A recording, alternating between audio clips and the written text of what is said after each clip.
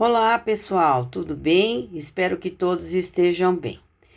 Hoje vamos dar continuidade à segunda etapa da nossa disciplina, que após o processo de alfabetização ter se concretizado, vamos trabalhar com o letramento. Como nossa disciplina diz, fundamentos e práticas da alfabetização e letramento. Estivemos falando sobre os métodos que levam a criança à alfabetização propriamente dita, e nas duas últimas aulas, né, as aulas anteriores, estivemos focado mais no método sociolinguístico, que é uma proposta construtivista a partir do pensamento do nosso psicólogo Piaget, que fala da criança e a sua construção no processo ensino-aprendizagem, e principalmente de Emília Ferreira e Ana Teberoski, que também, por meio dos estudos, concluíram que a criança, sim, individualmente constrói seu conhecimento. E vimos que o professor, por meio da sondagem, que é uma atividade, uma prática que se desenvolve nas escolas atualmente, ele vai percebendo que a criança vai construindo o seu conhecimento e vai passando por essas etapas até entender a oralidade, relacionar o som, a oralidade com a escrita e escrever. Então, nós vimos isso durante as duas aulas anteriores. Lembrando um pouquinho, a criança começa rabiscando pré-silábico, fazendo letras soltas, porque ela, desde a educação infantil, ela conhece as letras, então letras do nome dela, normalmente ela tem como referência o nome dela, pré-silábico. Aí ela vai tomando posse, né, propriedade dessa construção, ela mesma vai descobrindo e vai mudando o foco. Ela aprende a identificar sílaba, e aí ela entra num processo silábico. Num primeiro momento, o que é o sem o valor sonoro? É sem o som da letra. Então, ela não consegue ainda relacionar a letra com o som dela. Por exemplo, mesa, ela não consegue. Então, de repente, ela usa o me, mas ela não usa o S, ela não usa o A, ela usa outras letras, sem valor sonoro, mas ela tem noção de sílaba, por isso silábico. Aí ela chega no silábico com valor, ela já tem noção de sílaba e começa a apresentar as primeiras letras que estão relacionadas à palavra que ela está descobrindo. Por isso a sondagem, por isso tem que ser o mesmo grupo semântico, para que ela não se perca nessa descoberta. Aí ela consegue identificar o silábico, ela já entra no processo silábico alfabético, quando ela já está mais segura de si, quando ela não se perde no som e ela relaciona som e letra e consegue escrever. Lógico que nesse período silábico alfabético, ela apresenta muitas falhas ortográficas. É o famoso erro construtivo. Até chegar no alfabético que nós vimos, e esse alfabético realmente faz com que ela já consiga identificar e escrever. Ok? Bom, a partir daí, como nós já falamos anteriormente, é muito importante que se trabalhe a questão da leitura. Para falar um pouquinho da questão da leitura, tem uma autora muito conhecida, muito famosa, que trabalha bem essa questão do ler e escrever na escola, do que é necessário, do que é real e do que é possível. Chama-se Délia Lerner. É um resumo, uma síntese do livro dela, que fala exatamente da proposta de leitura atual na escola e de alguns projetos que devem ser desenvolvidos para que a criança crie o gosto da leitura e usufrua da leitura ou por meio de tarefas escolares em que ela consiga entender e interpretar, ou até pela literatura, onde ela consegue transcender esse mundo e fazer as diferentes leituras de mundo e criatividade e imaginação. Então, Délia Lerner fala exatamente isso, que ensinar a ler e a escrever, ele transcende a alfabetização. Aí, por isso, a palavra letramento é quando você realmente ultrapassa só a questão de reconhecimento da letra ou da leitura, mas você consegue usufruir da leitura e da escrita como função social da língua. Leitores e escritores, é uma postura crítica. E ela fala do necessário. A escola tem que fazer uma comunidade de leitores. Então, é a escola que vai proporcionar textos que façam com que as crianças busquem soluções, busquem a compreensão do mundo. A escola tem que fazer uma comunidade de leitor e escritor que produza o seu texto e que seja um destinatário, que conheça exatamente motivos reais e importantes. E ela fala que a escola, ela tem que criar esse ambiente de leitura e escrita, que sejam práticas vivas, vitais. Ler e escrever é instrumento de pensar e repensar o mundo e reorganizar esse pensamento, produzir textos. É uma postura de responsabilidade e é necessário de assumir. A escola, ela tem que preservar esse sentido de leitura como prática social. E aí ela fala que o real é justamente levar essa prática de leitura. E o necessário é fazer esse real acontecer, o que é uma tarefa difícil na escola.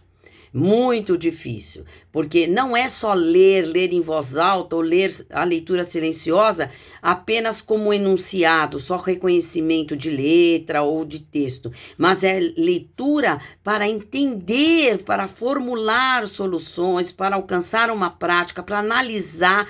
Leitores autônomos, críticos e criativos. Eles estão pautados, todos esses autores, inclusive o Délia Lerner, na postura e no pensamento de Paulo Freire, ok? Depois ela vai falar de alguns pontos de tensão que existem na escola, né? Que primeiro é a ideia entre a tendência da mudança e a conservação, que é aquela leitura mais direcionada, mais conservadora, que o próprio professor faz e não deixa o aluno expandir. Existe também uma questão da função explícita de democratizar, mas implicitamente ela continua sendo um objeto de estudo, uma ordem estabelecida. Existe também a questão de ensinar e controlar a aprendizagem. Então, aquelas leituras que o professor ainda cobra essa leitura por meio de prova, por meio de questões, para ver se realmente o aluno leu. Mas leu com prazer? Então, aí apresenta-se em conflito de interesses entre o ensino e o controle, né? O ensino em primeiro plano e esse controlar. O que é esse controlar, né? Controlar para saber se ela realmente leu ou saber se ela está realmente aprendendo. Então, as dificuldades e tensões, acontece que isso é possível, gerar alguns conflitos e algumas condições didáticas que façam com que essa visão escolar de leitura e escrita fique mais próximo das práticas sociais, da versão social do mundo aqui fora. O professor precisa formular conteúdos e tarefas que levem esse aluno a essa leitura, recomendar livro, compartilhar a leitura com o aluno. O professor tem que mostrar que ele lê e que ele gosta de ler e que ele conhece o que ele lê. Ele tem que ter prazer ao passar isso. As crianças e os adolescentes percebem isso, mas como o nosso foco é criança, a criança percebe isso. O professor precisa mostrar que ele também é um leitor, né? É possível uma realização de uma versão escolar.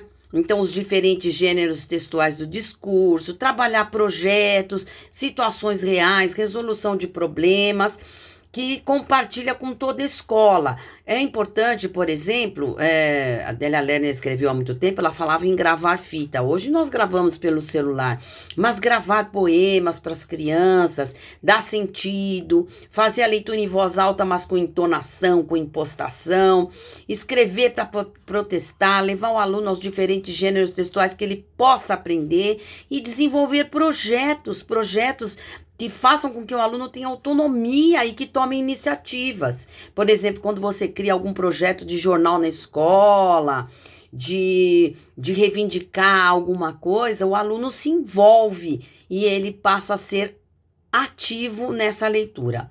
É um desafio grande que é essa prática de leitura escrita, não só como sistema de decifrar, mas como tornar um aluno capaz de ser crítico, de ler nas entrelinhas, de assumir uma posição explícita e de se colocar à frente, de opinar. Então, o sentido da leitura na escola é mais do que simplesmente um objeto de ensino, mas é transformar esse objeto de aprendizagem. É preciso que ele mostre o ponto de vista do aluno, que o aluno se coloque mostrando essa função social que ele conhece e valoriza.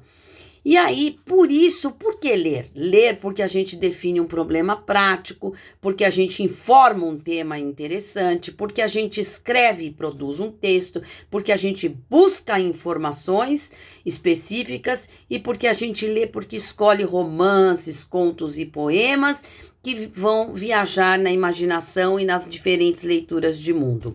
E aí, como sugestão, ela dá alguns projetos e atividades habituais e sequências e situações que o professor pode desenvolver dentro de sala de aula e que faz com que o aluno crie a coragem de aproveitar essa leitura, crie a coragem de se posicionar, de se colocar, de ser crítico e autônomo. Então, existem projetos que são organizações que o professor faz, que pode durar vários meses.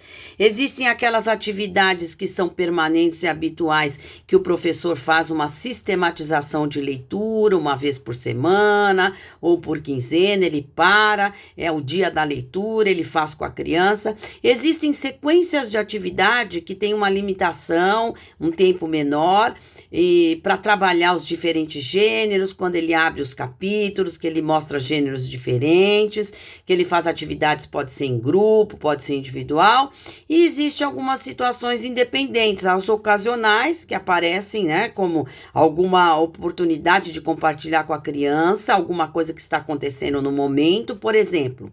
Estamos vivendo uma pandemia.